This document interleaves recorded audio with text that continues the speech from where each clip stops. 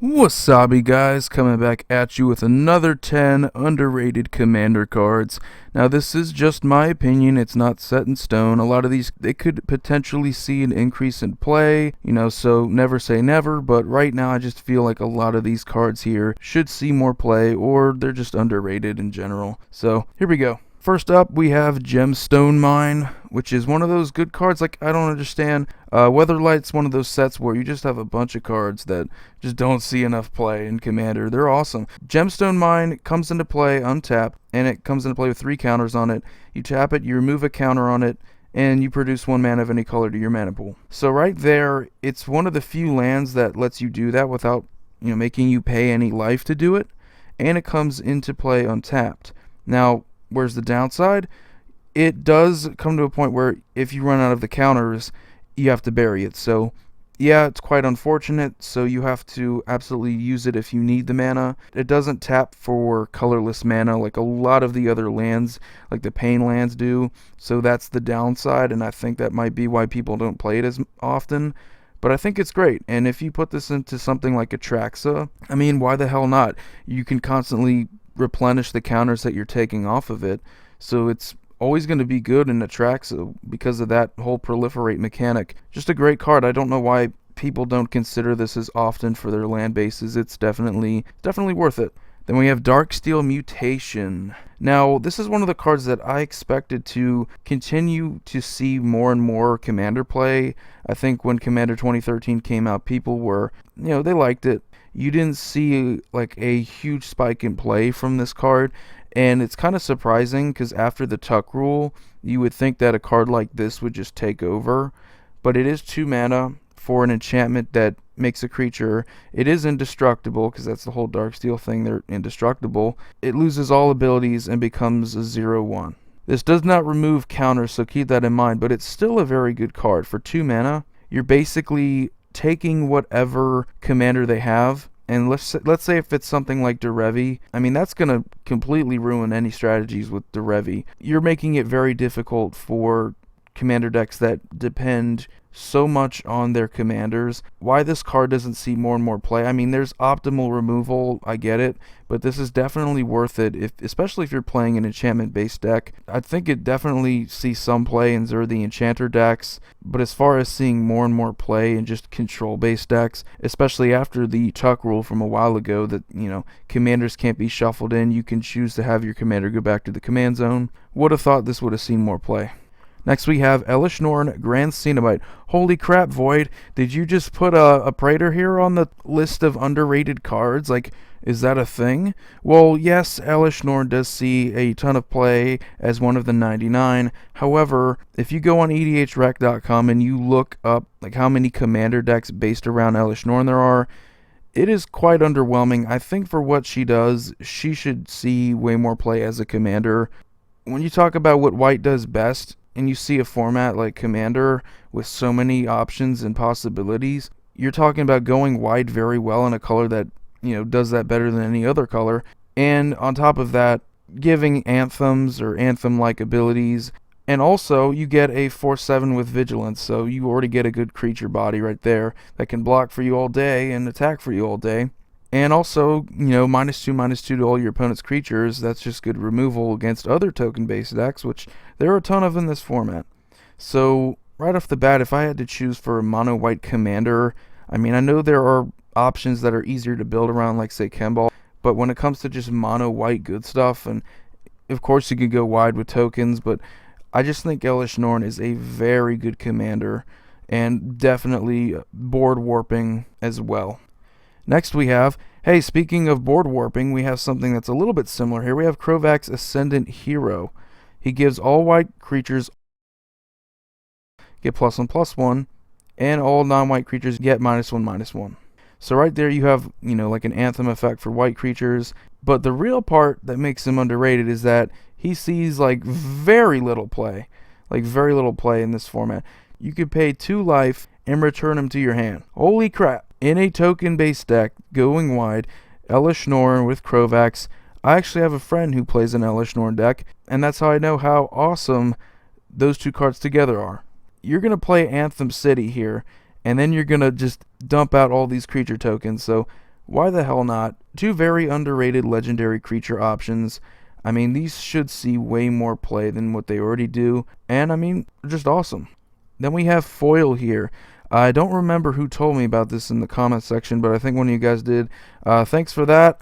Whoever you might be, I forget your username. Thanks anyway.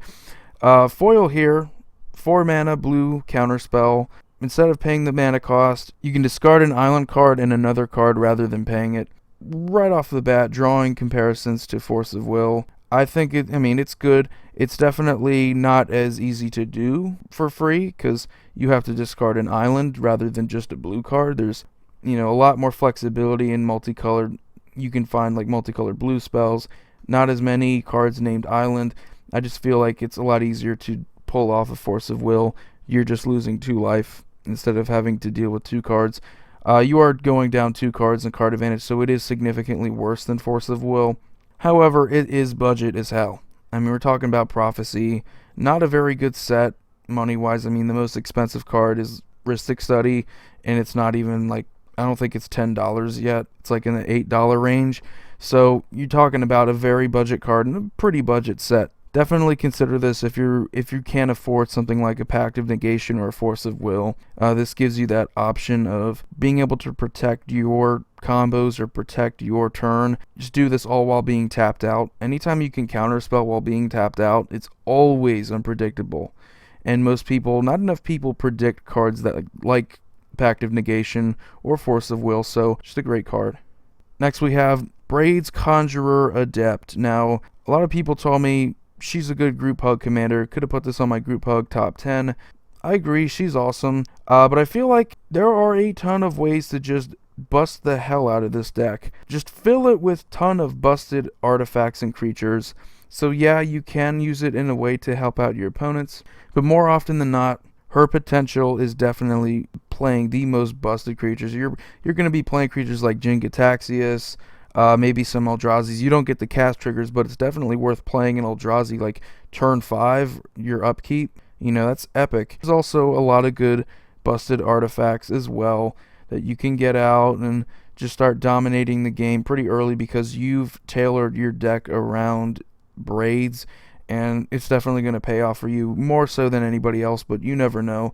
It's quite unpredictable, and it is very entertaining to see what people do. So for that reason, I think she's underrated because I don't think enough people appreciate just how well-rounded and just how powerful you can make a deck built around her. Next we have Pandemonium, 4 mana enchantment, red, and whenever a creature enters the battlefield, they can have it, the player who controls the creature can have it deal damage equal to its power to target creature or player. This card is just chaotic as hell. It's like a Warstorm Surge, but for everybody's creatures, and it is cheaper than Warstorm Surge. It's about 2 mana less than Warstorm Surge, so you're going to have a ton of people just having fun with this card, being all spiteful. Oh, you killed my creature, I'm going to kill your creature. It's great removal for the, it's one of those cards that you could see it in a group hug deck just because of how political it is. Everybody gets to use it. It's not something that gets hated on, but it is one of those things where someone's going to get nervous and they're not going to completely agree with what's going on. So it's definitely one to include in a deck, in a mono red deck, especially something like Norn the Wary, who was on one of my other, I think my last 10 underrated list here. Definitely consider it if you're making that chaotic type of ETB build, and even around something like Perforos it would work too. In fact, definitely put it in Perforos because that's all about ETB damage triggers. So yeah. Zada, Hedron Grinder. Speaking of legendary red creatures, we're talking about one that has gained some popularity amongst red commanders, but still in that area of, it's a little niche. It's not one of the preferred combat type of decks. However, it is very powerful. One thing that red does pretty well, it's very similar to white in terms of creature token production. You can get a ton of goblins out.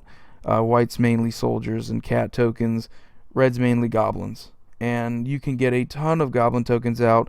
There's even some of the ones from Magic Origins where you can get like Thopters, like the red ETB ones. And what do you do with that is then you play cards like Expedite and Brute Strength to make your army just massive or take advantage of its numbers. it copies it for each other creature you control. So if you have something like Expedite and you have 6 other creatures, well, you casted it on Zada, so you get a total of 7 Expedites. So that's 7 cards you're drawing for 1 red mana. Granted, you do have to target Zada, so that, I mean, you do have to have that set up first, but it's still great. I mean, that card draw in red, not having to discard either, is awesome. Brute Strength. You know, it's 2 mana, but you get +3/+1, gains trample. So, I mean, you have a massive army already if you're playing her, so, you know, topping it off with something like a Brute Strength, I mean, you're just going to win a ton of games out of nowhere. And I know someone, he kind of plays on a budget, but his deck is really fun to play with. It's one of those decks that, you know, goes to show that you don't need to spend a ton of money to make a very competitive and fun deck in the format. It is aggressive, but it has ways of recovering and drawing cards to make it competitive, you know, mid to late game. So it definitely commander that I think should see more play, and has, but I think she should continue to rise. Number 2, we have Daxos of Meletis, another commander. I can understand why he's underrated. However, I just think that for the ability here, we have a lot of Voltron themed decks, and it's a pretty popular archetype here. If you were to make a Voltron build in Azorius colors, it's either going to be like Bruna, Light of Alabaster, or you know, Brago even. So I can understand why Daxos doesn't see play over them.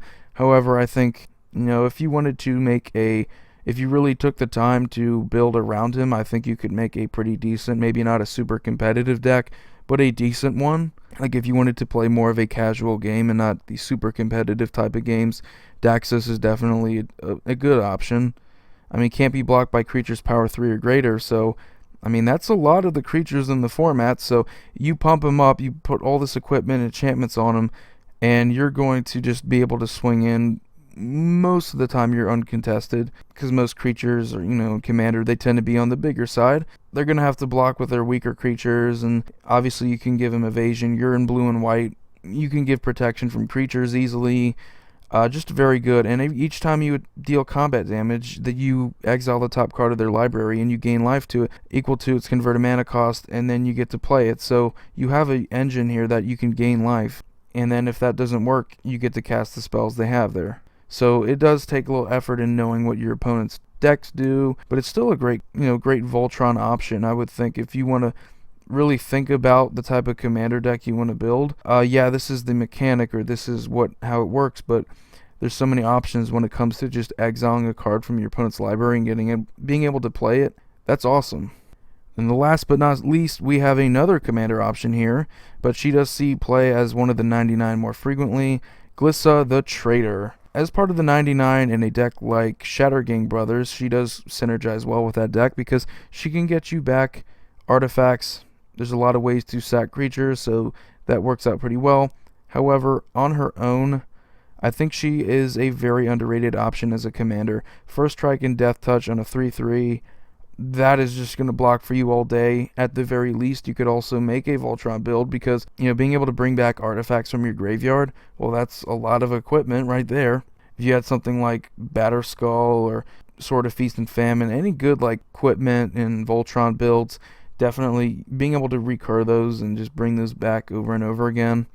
There's a lot of ways to get creature death triggers from your opponents in Golgari colors too. Very fun. And I definitely think, you know, First Strike Death Touch, I think as a commander, she has a lot of potential. And, you know, because Golgari artifacts, I think people are turned off when they see it. They're like, oh, this isn't your typical artifact-based deck. Between Golgari cards, I mean, there's some good artifacts in there, too. And you don't have to play colored ones. You can play just the regular colorless artifacts, too. Those work pretty well.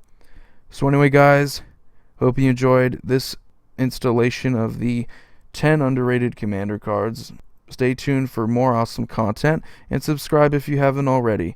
Void Mage Gamer here signing off. Have a wonderful day, guys.